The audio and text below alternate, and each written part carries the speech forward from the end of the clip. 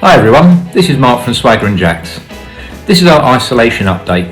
The barbershop has now been closed for 2 weeks and I thought it would be good to put a post up so that we could share with you some barbershop tips in how you can look after your longer length of hair at home.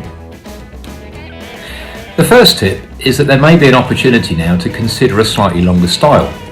You'll notice that fashion has started to move more towards this direction. Here's some images where the hair has got progressively longer and you can start to expose more of its natural curl and movement within the shape. Tip 2 is change of direction.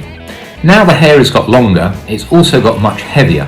So that means that the hair starts to separate more naturally through the top of the haircut, particularly with finer textured hair. So this is where you can start to think about changing the direction. For example, introducing a parting. Consider something such as a quiff where there's a little bit more weight and fullness at the front. You could even consider bringing a full fringe forward. Tucking behind the ears and slicking the hair back will always be alternative suggestions. Tip 3. Reconsider how you're using your products. Applying a product to wet hair will dilute the strength, whereas applying to the dry hair will make the product that you already have much stronger and provide a greater level of hold to the style. Or consider some alternative products.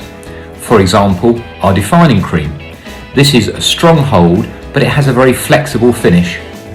Our sculpting putty, again a firm hold with more of a matte, natural finish to the hair. Or our sea salt spray. Again, this is a natural finish, but much looser to encourage more curls throughout the shape. Always think about both hold and finish in your product selection. Tip 4. Try using a hairdryer. This might be something that you're not using at the moment, but it's particularly good for finer texture hair to make it thicker and for thicker texture hair to make it smoother and more manageable.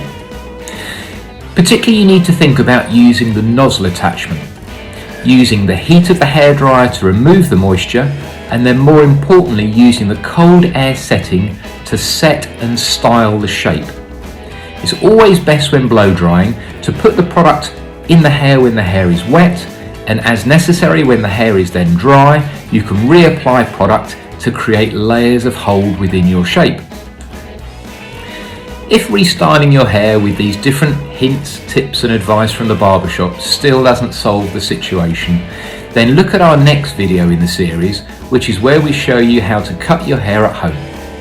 Thank you, and keep posted by following us on our social media and through our website with our newsletters. Thank you guys, see you soon.